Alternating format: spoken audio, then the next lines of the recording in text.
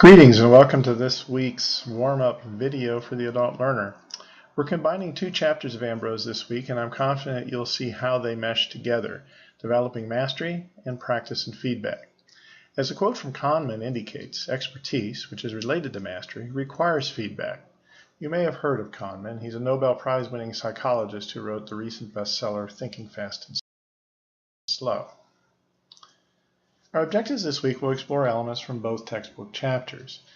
After completing this module, I'm hopeful you'll be able to explain what is meant by learning mastery, to describe the learner and teacher practices that enhance learning for mastery, explain why feedback is essential for reaching these high levels of achievement in learning, to explain some of the effective approaches to giving and receiving feedback on learning.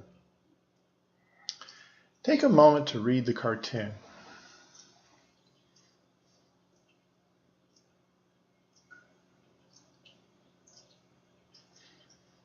What the tiger cartoon is pointing out, as we all well know, is not all that is taught is learned. Much is forgotten. Much was never understood well to begin with, in one ear and out the other. Some, as in this case, was beyond the capacity of the learner. What then is the purpose of teaching if it doesn't generate learning? It's common to hear that we learn to become experts, or that the intention is to master the topic, field, or procedure. However, these terms, expert and master, expertise and mastery, are rarely defined rigorously in education. Experts are seen as the opposite of novices, with stages of increasing competency and proficiency along a path from a novice to becoming an expert. Much of educator training assumes that the teacher is an expert and the learner is a novice. We certainly desire to be expert teachers, but especially in adult learning, we need to be careful to assess any assumption that the learners are novices. Learners also bring experience and expertise, much of which may be highly relevant to the tasks and knowledge that the educator is teaching.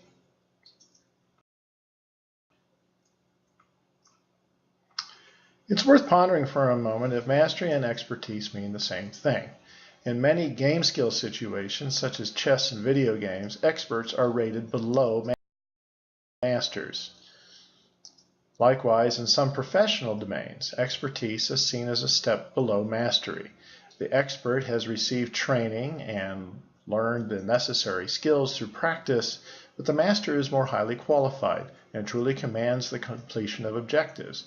For example, all highly trained teachers with classroom experience might be referred to as experts, but only a few are regarded as master teachers. Nonetheless, given the ambiguity of the terms in most education conversations, including the Ambrose text, we'll consider master and expert as roughly synonymous and interchangeable. You've mastered a subject when you've met all of the learning objectives and continue to do so in the future. And as an expert, others call upon you for guidance, teaching, and leading. You don't become a master or an expert by doing something once. An important part of acquiring expertise or mastery is repeated practice. It is sometimes said that master teachers are also master learners. This is because the practice that makes one an expert or a master is not simply repetition.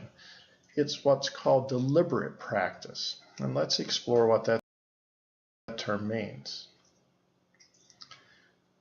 We'll examine this by starting with a familiar example. Most or all of you likely are drivers of automobiles. You safely execute a multitude of driving procedures many times with safe results: accelerating, braking, using turn signals, changing lanes, executing turns, parking, etc.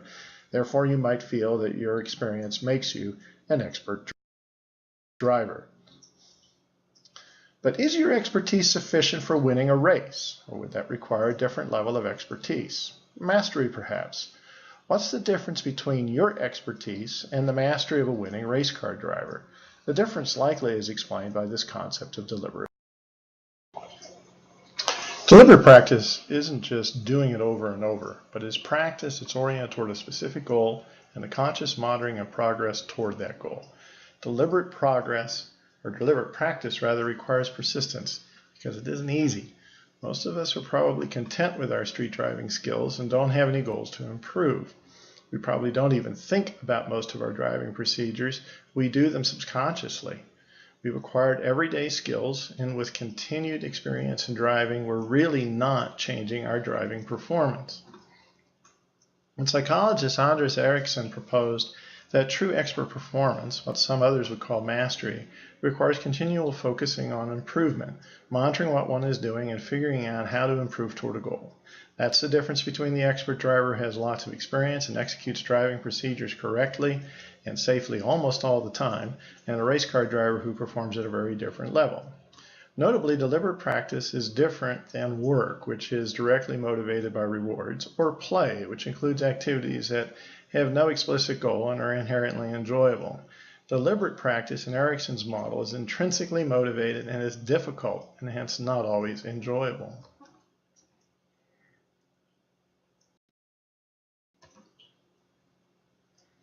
Erickson and his colleagues made extensive studies of expertise in chess, where a quantitative scoring system exists for assigning levels of expertise leading to being a master, and also in playing musical instruments, where criteria for classifying performers are generally accepted. In surveying violinists, for instance, they found that most of them began playing as children, and that the very best in professional violins accrued 10,000 hours of deliberate practice. And notice in this case that the teachers, which are shown here in the dark circular symbols on the graph, amassed far fewer hours of deliberate practice and were not viewed as having the same level of mastery as the other violinists in the study. And we'll return to that observation in a moment. You may also have heard of this premise that it takes 10,000 hours of deliberate practice, not just any kind of practice, in order to master something. This concept from Erickson's work has been picked up by several popular authors.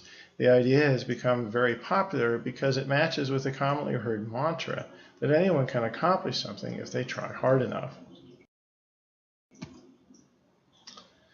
Alas, there are problems with taking this premise too far. Erickson had some critics of his work from the very outset. In a recent new analysis by a group of 5 psychologists at 5 different institutions in 3 countries concluded, as shown here, the evidence is quite clear that some people do reach an elite level of performance without copious practice, while others fail to do so despite copious practice. Deliberate practice only accounts for about 30% of the variance in the performance of music, for instance, which raises the question of what other factors might matter. Well, it turns out the younger you start, the quicker you become an expert. IQ does show a correlation in some expert studies, but not all. A personality that favors passion in order to persist is very important. And studies of twins show that musical and chess expertise is actually inheritable. Nonetheless, even though there may not be anything sacred about 10,000 hours of practice, there is importance in Erickson's premise that mastery requires hard work and the ability to set goals for improving and monitoring progress to attain them.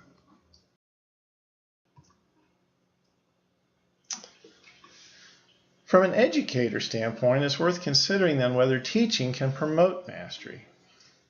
Assuming the intellect and disposition to learn, there is still the need to be a master learner, the ability to set goals and know how to achieve them, or learning to learn, abbreviated sometimes as L2L. To a large extent, this issue falls into the realm of self-regulation of learning, which is next week's topic. But there is a paucity of L2L abilities among many learners. So it is worth wondering and considering how instructional design can provide the necessary deliberate practice opportunities.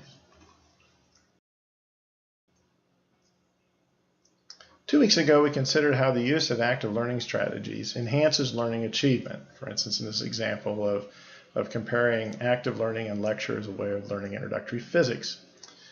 This is because well-crafted active learning organizes learning opportunities in ways that promote deliberate practice. Instruction that utilizes active learning commonly also scaffolds the learning as well. Both chapters of Ambrose for this week discuss the importance of this concept of scaffolding. Notably, the term doesn't simply refer to the sequence of learning activities that are leading the learner from where they are now to meeting learning objectives. The choice of the metaphor is important. Scaffolds promote safety, which we can translate as self-efficacy or persistence, and they are taken away when no longer needed, which we can translate into the educational realm as representing when competent expertise is achieved. To borrow from a previous chapter of Ambrose, expertise is represented by the ability to do something well without thinking much about it, unconscious competence. But you need to progress through the other stages in order to get there, and that's where scaffolding fits in. How important is the training process for developing expert competence? I'm guessing that you'd agree with me that you would hope that your surgeon and your airline pilot have had excellent training experiences. Yes, some of that self-motivated, deliberate practice is at play, but a lot of it is based in the nature of the training curriculum and the assessment of the trainee and the authentic workplace practice that they're pursuing. For example, close to my faculty development home, the emerging paradigm in medical education is addressing competency in the form of entrustable professional activities. In this work at the med school, I'm increasingly working with faculty to help them establish and assess what these activities really are. And I find the concept to be worth exploring for its applications to other fields of professional education.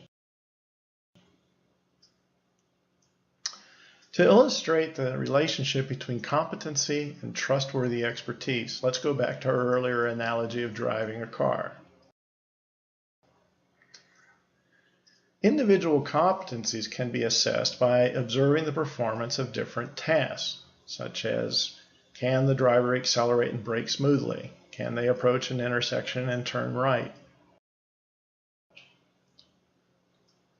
A person can then be defined as competent when a number of these competencies are accomplished according to a standard, such as passing a driving test.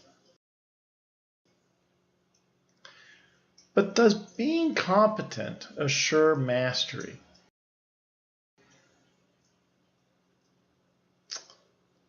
What about conditions that weren't tested in the driving test? What about later mistakes or later failed tests?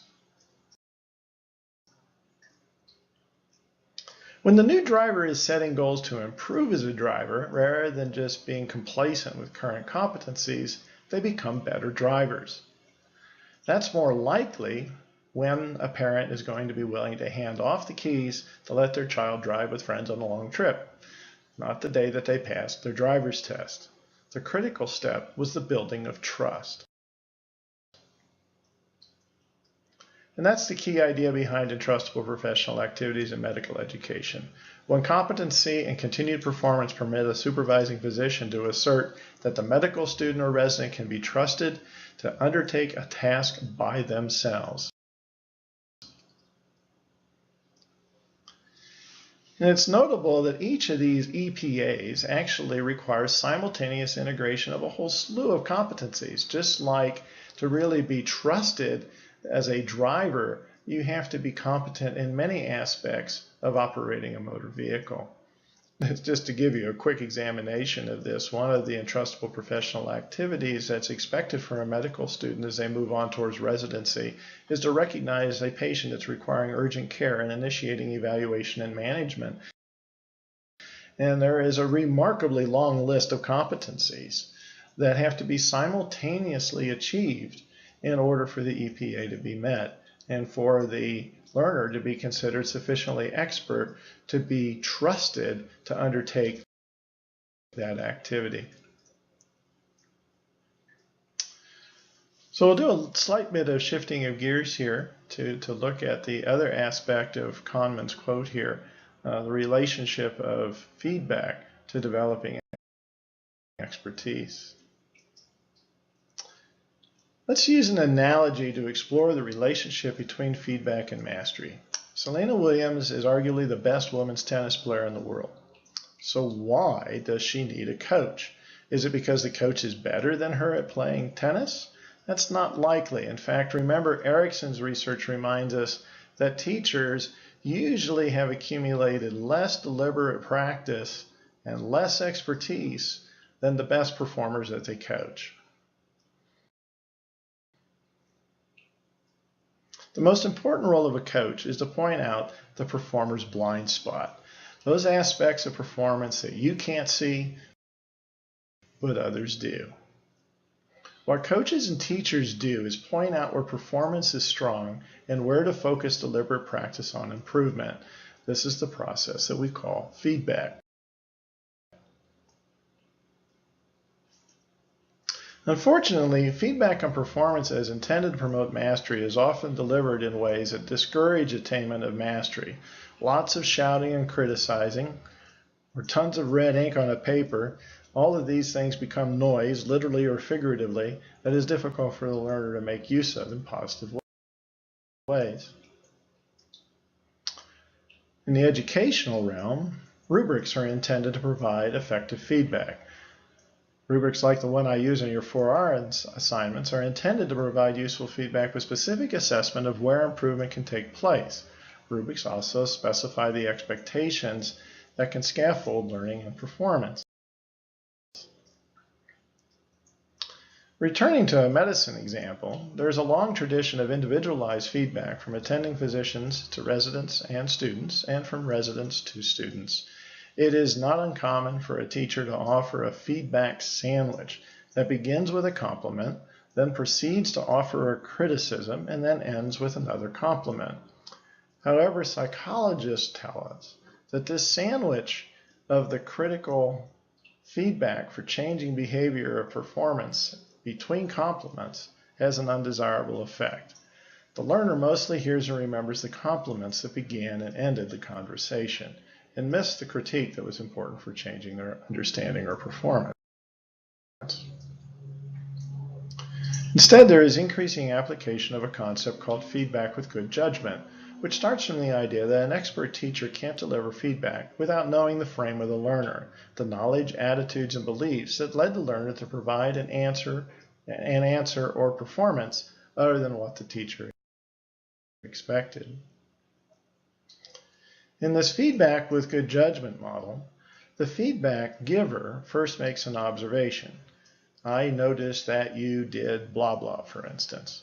Then the feedback giver advocates an alternative, perhaps saying something like, usually the perceived best practice is to, and then explain the alternative. And then the feedback giver also asks a question. So why did you instead choose to do thus and so, might be an example. And that inquiring question purposely exposes the learner's frame so that a non-threatening conversation focused on improvement can then take place.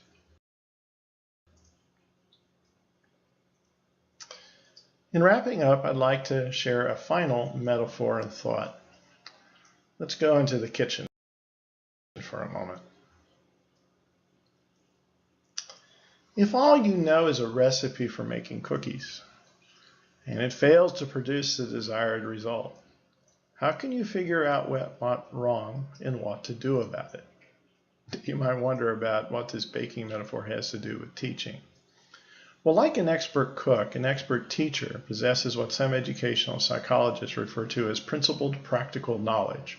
Not just know how, but also know why knowledge. Developing the know why knowledge requires scholarly engagement with the learning sciences research, which is a key objective of this course. Your module for this week includes an optional reading that you may find of interest. It's an essay that I wrote outlining why I think it is essential for expert teachers to not only be good at their craft, but to have the principled practical knowledge that permits them to diagnose what is or isn't working in teaching or training situation and make the appropriate adjustments. In order to truly be an expert teacher, you have to master the knowledge of how learning works by understanding why it works.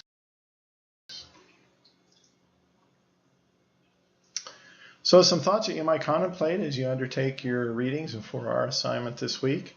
You might think about what's a subject or skill that you truly have mastered, and contemplate how it was you acquired that mastery. And within your field of endeavor and experience, what do you really consider as having the opportunities to develop expertise? What defines expertise or mastery? And can you think of examples analogous to the entrustable professional activities in medicine? How have you given and received feedback as a part of your learning? And how can you assist someone to develop mastery through teaching and feedback? I look forward to seeing how you engage with the topic this week. and wish you the best of a wonderful week of activity. Adios.